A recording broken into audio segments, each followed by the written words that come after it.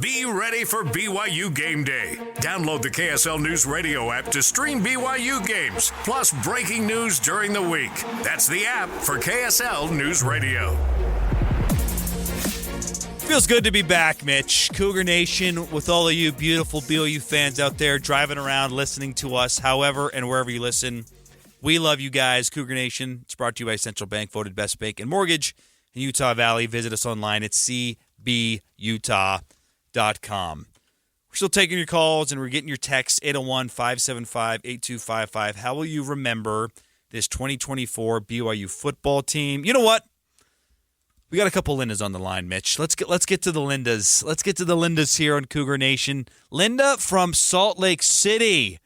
What was your favorite part of the season when BYU was riding high and in the top 10? Yes, when they were ranked number 6, I was praying and hoping, wow, they're going to be number 1 this year, just like in 1994. We're going to live it all over again. I was just really hoping, and I just remember I used to work at KSL, and I had to screen the calls when they had Cougar call-in back in the day.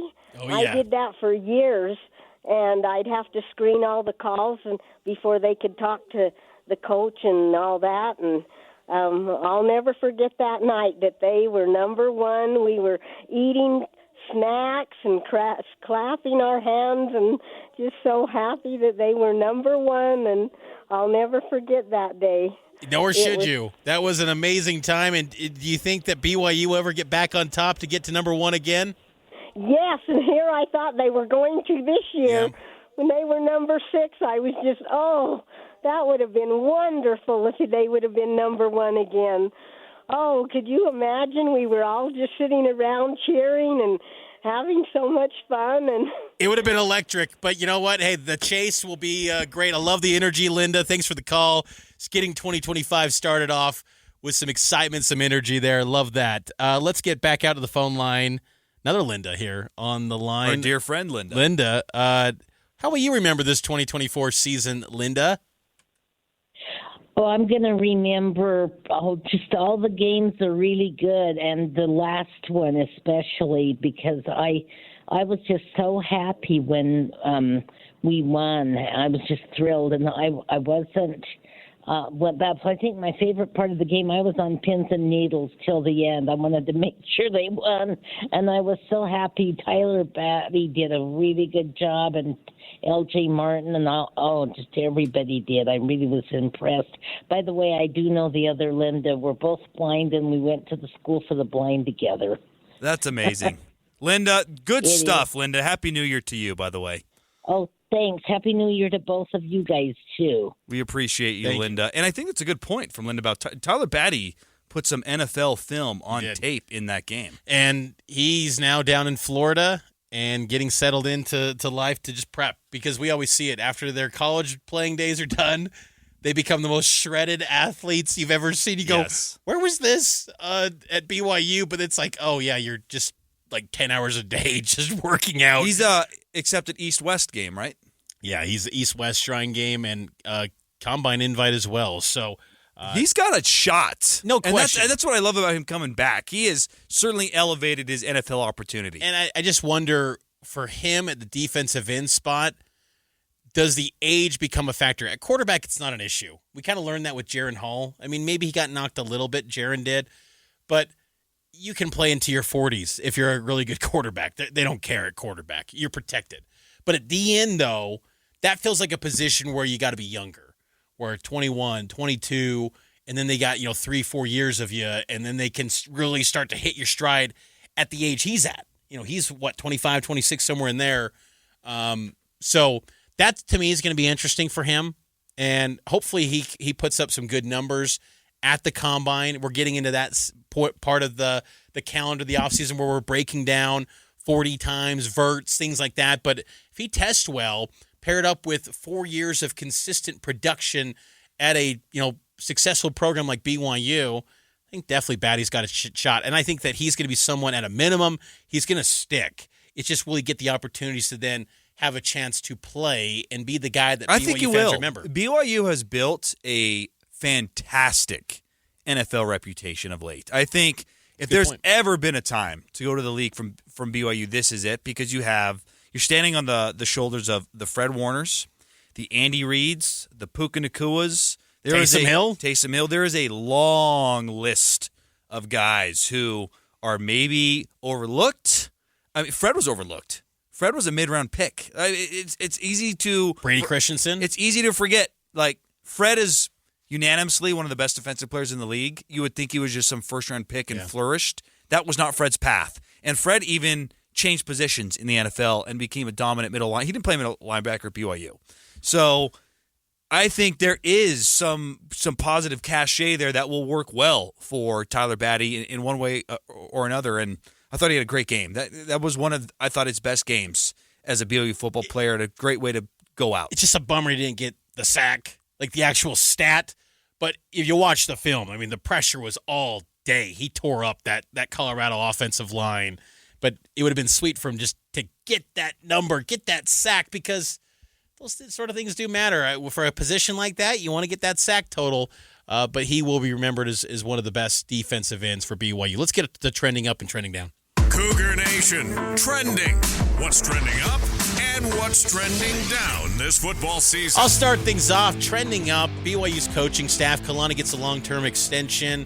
Feels like the coaches are locked in. I mean, there's still, NFL jobs, it comes out. I'm not saying head coaching jobs, but you never know. There's always some potential coaching position out there that could shake things up. So you never want to say it's final. But as of right now, as winter semester approaches here for BYU, it seems like this staff's in place. And, man, they're trending up. They're doing a really nice job bouncing back. And I have to give credit, too, we gave a lot of credit to Jay Hill. Aaron Roderick, I thought, called a creative game. Yes. I love the sprinkling in Gary Bohannon offensively. I thought that was a really impressive game called by Aaron Roderick, and he deserves his flowers for that performance. I'm glad you bring that up. That's a great point, Mitch. That was his, in my opinion, and there's no way to this. You can't have a right or wrong opinion here, but from my viewpoint, that felt like the most deceptive, the most creative. You used that word.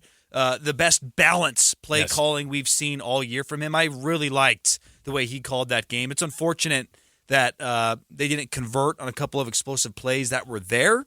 But, yeah, to your point, trending up for me, Will Ferrin. My goodness, what a weapon. That dude is squarely going to be on a short list of people capable to win the Lou Groza next year.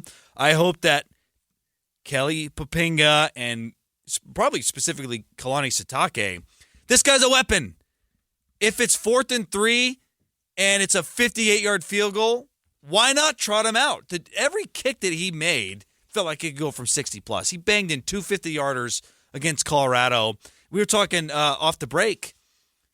In the Arizona State game, BYU got the ball first. They drove down. They were in Arizona territory. It was just past midfield. They went for it on 4th down. They didn't get it. Arizona State had great field position, went the other way, went up 7-0. What if you trot out Will to attempt a 60-yard field goal? Worst case scenario, you're turning it over just like you did in that game. And look, hindsight's 20/20, but it's fun to have these discussions. He makes that field goal. Is that a completely different football game?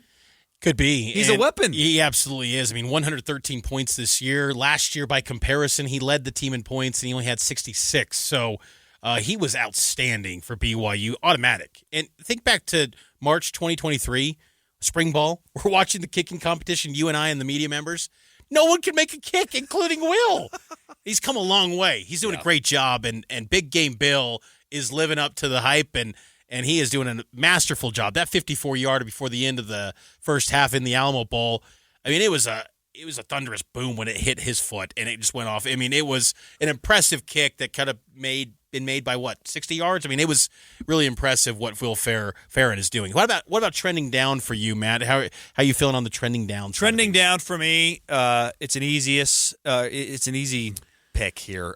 Jake Retzlaff is trending down. I thought that was one of his worst performances of the season. They blew out Colorado in spite of Jake in a lot of ways. And what was discouraging, two things really stuck out to me that has me worried for next season. Now, if he takes another jump like he did last year, all can be forgiven.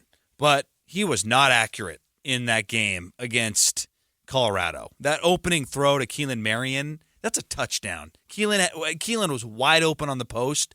Lead that in front of him, touchdown. On the there was another intercept. It was the 2-point conversion where they ran Keelan out. And if you see that play, that's got to be you get the ball and you fire that thing to the corner. That was there.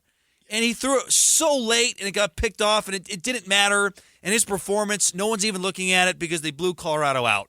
But I thought that was a poorly performance from Jake. 12 of 21, 151, sub 60% completion, under 100 rating, 98.5. That's just not going to get you to where you want to get to. And you've got to be more consistent in your accuracy, and you have to be a better decision maker. And I just felt like, gosh, I wanted him to close it out on a high note. It was a dome, for heaven's sakes. It was good weather. There wasn't a lot of pressure from Colorado's defense, and yet it was the same old Jake spraying balls all over the field. I did not like what I saw after that UCF game from Jake, and he's got a lot to work on if this team wants to improve and compete for Big 12 championship. He finished 57 yards short of 3,000, almost hit that 3,000-yard clip. I thought he was going to get there, going into that game, but comes up short for 3,000 yards. Am I being too harsh on Jake? I don't think you're being too harsh. I mean, part of me, though, it feels like that's just – when I left that game, I kind of came away feeling like that's just how BYU was built this year, where Jake's not going to have the eye-popping numbers, but they're still going to win. But you wonder, I think now, though, to your point, is that performance and what we saw from Jake over this season, will he take another step forward like he did from 2023 to 2024, and can he get BYU to the Big 12 championship? I mean, because, look, I point to it. Tom Holmoe said he wants to see BYU football improve next year. Well, how do you improve from 11-2, where you were tied for first place in the league? You get to the championship game and you win it. That, to me, is improvement at this point from where they were this season. Right. And is Jake going to do enough? Does he give you the confidence that he's going to go deliver a Big 12 championship? We've seen so many times in this league where teams go from 10 to 5 in a hurry, 5 wins. TCU was in the national championship. Oklahoma State, for heaven's sakes. Oklahoma State, TCU was in the national title game, and then they've dropped to 5 games. This league's wild. So I think that there's no way that he's not going to be your starting quarterback next year. But I think that it's clear you still got to improve. You can't just say you've arrived and just say that he is just suddenly one of the great quarterbacks in BYU history. He's still got to continue working, kind of have that chip on the shoulder that he thrives on. I mean, he did a great job by trying to prove doubters wrong. He thrived in that space. And I want to see him continue to get better. I think he's got the ability. I think he's got the work ethic. But he's got the work ethic. You wonder if he's hit his ceiling. And I think that's kind of the question you wonder. Is he who he is? And is that going to be more of that? And is that going to lead itself to another 11-win season? Or do you drop down to 7 or 8 wins? I think that's kind of the question I have. He's got the work ethic. He's got the leadership. The guys like him. There's no locker room problems with Jake. There's a lot to like about Jake. I love his dual threat ability. Just, you got to be accurate, Jake. 98% of the game. You got to hit guys when they're open. You got to give them chances to run after the catch. And in that Colorado game, man, the mechanics were loose. And that's, I think, an issue with Jake, is he likes to get loose with the mechanics. That pick where he threw, where he was running to the right and threw it across his body to the end zone, and it was easily picked off, intended for Keelan Merritt. You cannot do that. You've started too many football games to be making that throw. That's got to be cleaned up. John Beck, if you're out there, clean that up this offseason if BYU wants to get to the Big 12 championship game. Cougar Nation, Central Bank's proud sponsor, Cougar Nation. Central Bank voted best bank and mortgage in Utah Valley. Visit us online at cbutah.com. Taking the final time out, 801-575-8255. Call in, share your thoughts on this BYU football team in 2024.